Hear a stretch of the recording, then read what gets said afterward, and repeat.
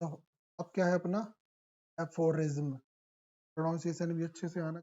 Aphorism, ठीक। Aphorism, aphorism मतलब वो टर्म है जब किसी पोयम में ये बात आए या ये लाइन, ऐसी लाइनें आए जो सार्वभौमिक सत्य हैं। जैसे देखो इस मामले में अपने बैकन साहब ने झंडे गाड़े हैं, जैसे उनने बोला है। अब बड़े इंटरेस्टिंग एग्जांपल्स मिलेंगे। Wives are young men's mistress, companion for middle age and old men's nurses. मतलब आया समझ में? देखो जब एक कपल जवान होता है तो जो मैसेज उसके लिए मतलब जो उसकी पत्नी जो होती है वो उसके लिए मिस्ट्रेस होती है। मिस्ट्रेस होना मतलब अ, एक साथी होना, ठीक है ना। जैसे शादी के पहले होते हैं, है ना, या एक मतलब फ्रैंक बिहेव करने वाले होना, ठीक है। ओके। कंपेरियन फॉर मिडिल एज, और जब उनकी एज मिडिल एज पे आते हैं ना वो लोग, तो वो क्या हो जाते हैं, एक दूसरे के कंपेरियन हो जाते हैं, मतलब घनिष्ठ साथी, ठीक है। एंड ओल्ड मैंस नर्स, और जब दोनों बूढ़े हो जाते हैं ना, तो तब एक पत्नी एक पति के लिए एक नर्स का काम करती है, कि हर चीज में देखभाल करना, है ना।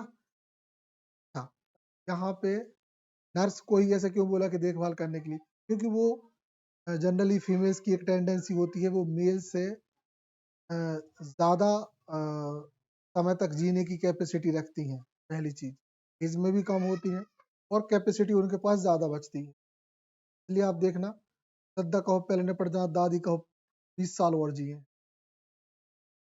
ठीक है। जितने भी एग्जाम्पल देखोगे तुम यही देखोगे, तो बहुत जल्दी। तो इससे एक निष्कर्ष और निकलता है कि जो मानव होता है, इंसान के जिसमें जो पुरुष वर्ग होता है, वो अपने जीवन की जो ताकत है ना, पूरी निचोड़ लेता है अपने जीते जी, ना, अपने जीते जी अपने पूरे जीवन मतलब को जल्दी खर्च कर लेता है। लेकिन जो वुमेन्स है उसकी बची रहती है, तो वो उसको धीरे धीरे खर्च कर सेकंड का मैरिज लाइफ के लिए। ये ऐसे है of marriage and single life में ऐसे हजारों कोट बताए हैं, बहुत बड़ी बड़ी उनके उसके ऐसे ना, फ्रांसिस बेकन के ऐसे कम ताकतवर नहीं है, बहुत ताकतवर, ठीक है। फिर अगली बात बोलते हैं। तो देखो ये यूनिवर्सल ट्रुथ था, ये ऐसे में ऐसी बात डली थी। मैन, फिर आगे फिर बात आती है, man fear death as children fear go in the dark. एक इंसान, ठीक है, बहुत सिंपल है। लोग मौत से डरते हैं जैसे एक बच्चा डरता है अंधेरे में, ठीक। बच्चे को भी अंधेरे से वैसे ही डर लगता है जैसे मौत ही सामने, पेंट खराब कर लेते हैं, ठीक है। अब इंसान के सामने मौत आती है तो सबका जो खराब हो जाता है उसका, ठीक है। फिर देखें, that it is impossible to love and to be wise. क्या समझ में आ रहा? बहुत वाइज मतलब बहुत शानदार और बहुत बड़ी बात बोली है, सोच के देखो जरा इसको।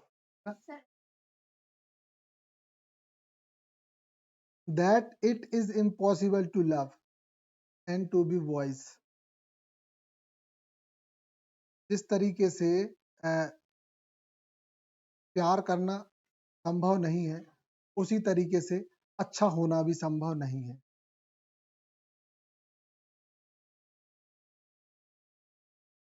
या तो इसको ऐसे बोल, प्यार और अच्छा बनना दोनों ही एक साथ पॉसिबल नहीं।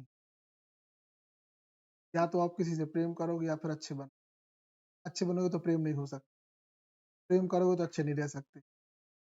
आओ जरा एग्जाम्पल से देख। मान लीजिए आप किसी से प्रेम कर रहे हो, ठीक है, आप किसी को लव करते हो, तो उसमें इंसान कईयों के साथ बुरा होता है, कई ठो उल्टे सीधे नाटक होते हैं, है ना? कइयों से लड़ाइयाँ होती हैं, कई तो निपट ही जाते हैं। या तो फिर आप अच्छे रहो, अच्छे होना मतलब सारी दुनियादारी से दूर, संत बन जाना होता है अच्छा होना। बात आ रही समझ में? और गृहस्थी का चक्कर बाबू भैया, या समझ गए? ये प्रेम का चक्कर, बाकी तुम जानते ही हो कि कहानियां अपन आस-पास सुनते ही रहते हैं, समझे? ये वही है। तो या तो आप अच्छे रह सकते हो या प्रेम कर सकते हो। ऑफ लव इनका एक लेसन है, उसमें इनने बोला है। तो ये यूनिवर्सल ट्रुथ है, सोचो ये सच सच है। या तो आप किसी को प्रेम कर सकते हो या फिर अच्छे बन सकते हो। बोलो क्या चाहिए? इसका मतलब हर प्रेम करने वाला इंसान अच्छा नहीं होता, ठीक है? वाइस मैन होना, अच्छा होना। तो मोदी जी वाइस मैन इसलिए है क्योंकि उन्होंने अपने जीवन में कोई इच्छा ही नहीं पाली। हाँ, एपीजे अब्दुल कलाम अच्छे इसलिए हैं क्योंकि उन्होंने दुनिया का ये झंझट ही नहीं पाला। बाकी जितने लोग मैरिज करते हैं उनसे पूछो कितने दुश्मन पले रहते हैं। रिश्तेदारों से तो उनकी घंटा नहीं पटती। यहाँ देखो वहां देखो गालियां सुनने मिलती रहती हैं, है ना? काहे कि वे सिर्फ अपने घर वारी से अच्छे बने रहते, घर के घर में गालियां मिलती हैं, ठीक है? ताकि घर वारी से अच्छे बने हैं, समझ गए? तो यही है, दुनिया ही पीछे पड़ जाती है, समझ गए?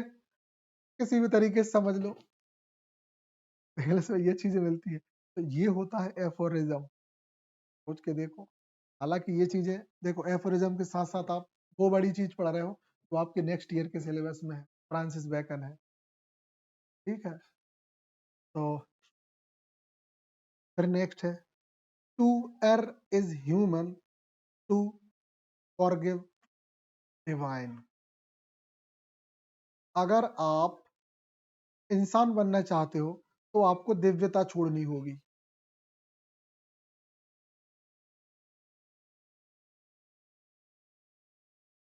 अगर आपको इंसान बनना है तो आपको दिव्यता छोड़नी पड़ेगी, क्योंकि इंसान दिव्य नहीं हो सकता। दिव्य तो परमात्मा का मतलब होता है अलग ही दुनिया, दिव्यता। नहीं तो इंसान मतलब आप, अगर आपको इंसान बनना है तो दिव्यता भूलनी पड़ेगी। ये कहते हैं इंसान बने रहो। दिव्य बनने की कोशिश अगर कर रहे हो, फिर आप पे वैसी इतनी गलतियां होंगी कि आप दिव्य बन ही नहीं सकते। मतलब ईश्वर बनने की बात कर रहे हैं। अगर दुनिया आपको पूजे, इंसानी एक्टिविटी छोड़नी। जैसे देखो जिन लोगों ने इंसानी एक्टिविटी छोड़ी वो आज दिव्य, जैसे स्वामी रामकृष्ण परमहंस। तो जैसे कुछ, फिर बात करें, कुछ साधु होते हैं, वो नॉर्मल इंसान जैसी एक्टिविटी छोड़ देते हैं, हिमालय में चले जाएंगे तपस्या करने, ना खाना ना पीना, इंसान की एक्टिविटी का सुबह उठा इसे भर लेना पेट को। आ रही ना बात समझ में क्या कहना चाह रहा है? ये सच है, सार्वभौमिक सत्य। इसलिए एफोरिज्म ये होता है। अगर कहीं ये बात आ जाए, समझ जाओ घर में है,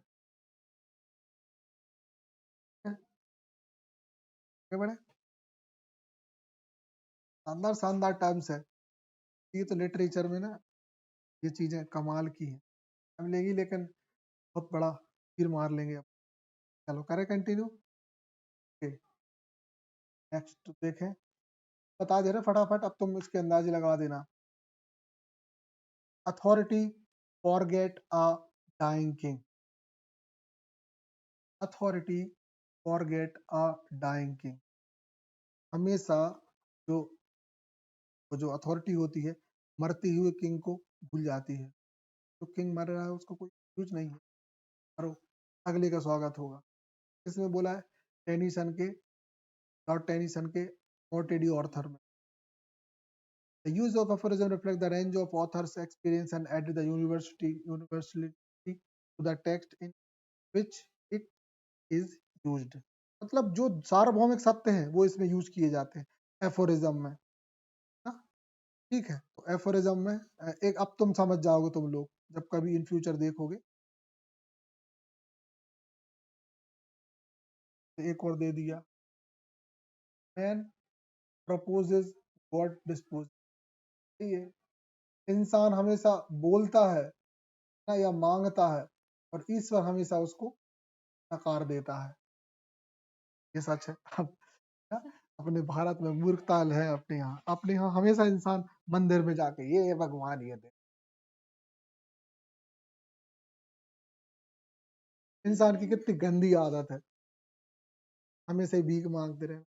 तो सोच के देखो, मान लो कि ईश्वर हमारा माँ बाप है, तो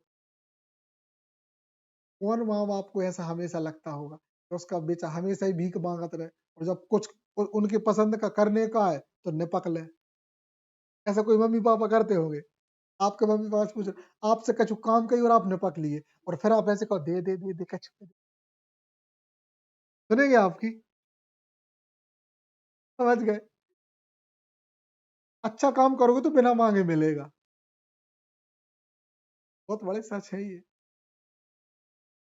असहनीय सच।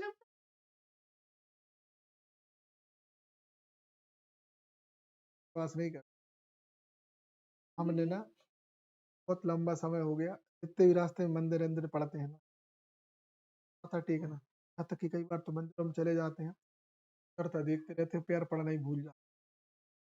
अरमान इतनी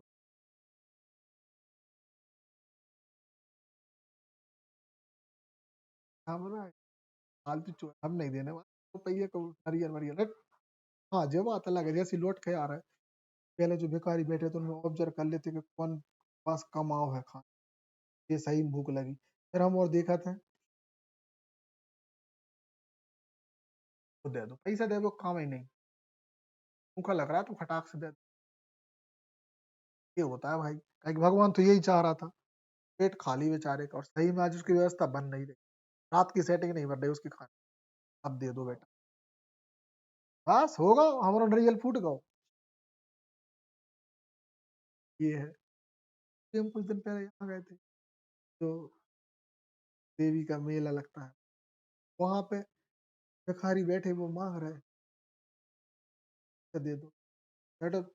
वहां गए, खीर पूरी रखी थी, फट से उठा के ला जी लो, वो एक्सेप्ट ले, फट से ले लिया, हम समझ गए बंदे को भूख।